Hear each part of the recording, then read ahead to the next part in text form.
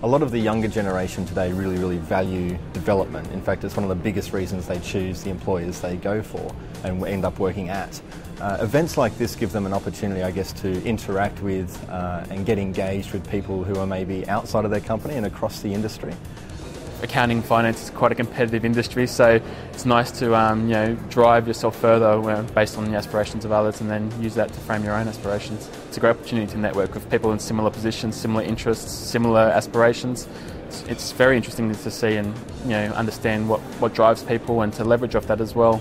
The best way to maximise events like this is really to step outside of your comfort zone, introduce yourself to 2 or 3 people that you don't yet know, who you might like to know one day, and see where that can take you. And if that ends up helping you progress your career, fantastic. If it doesn't, well hey, you've still had a great day, come to a different event and learn some new things. There are a lot of young professionals out there in teams that they weren't in 12 months ago due to maybe restructures.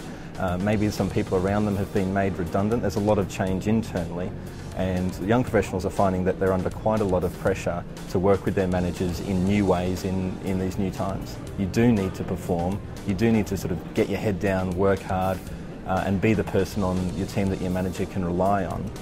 Long term, that's extremely valuable, sort of 5, 10, 15 years down the track, because as a young professional you've learnt to deal with change, work under pressure, deal with ambiguity at a young age that maybe some people aren't learning until they're 30, 35, because they started their careers at a different time. We've never experienced as a young finance professional an economic downturn like this before. A lot of us came into the industry or into our roles when during the boom times and probably had no idea of, I guess, the magnitude or size of a downturn like this and how to react and the sort of things that as a business, or as a young finance professional we need to focus on, to make sure that we drive efficiency, that we strategically take the right decisions and provide the right information for people to make those decisions from the business. So that's probably the toughest challenge. It's still a learning process, and I think the last year I've learnt probably ample more than what I have in the 2 or 3 years prior to that.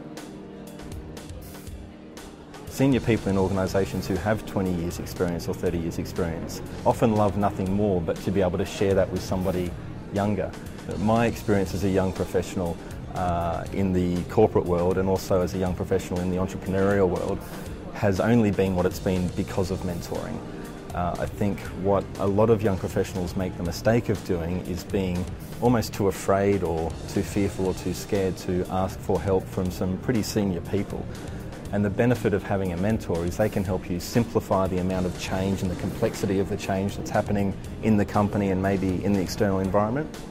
Be able to integrate some of those opportunities to help you expand who you're being and the value that you're bringing to the organisation, and to find new opportunities for you and use those to really elevate what you're doing in your career.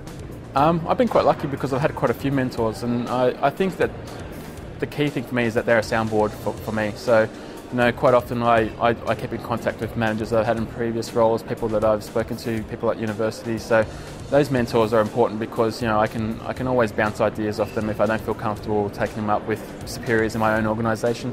So that's something that I've benefited from quite a lot in my short career.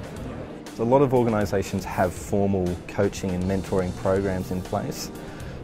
If your company does not have a formal mentoring process or program in place, I guess it comes back a little bit down to initiative and being proactive, and a little bit of networking and not being afraid to sort of maybe go to your immediate manager or maybe your manager's manager and say, look, I would really like to kind of grow my thinking, grow my skills, and sort of think a little bit long term.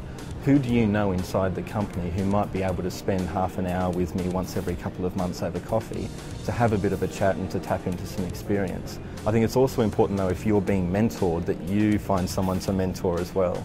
I was once taught by my mentor that the best way to learn something is actually to teach it to somebody else. So there's one opportunity to be mentored, but there's plenty of opportunities to mentor as well.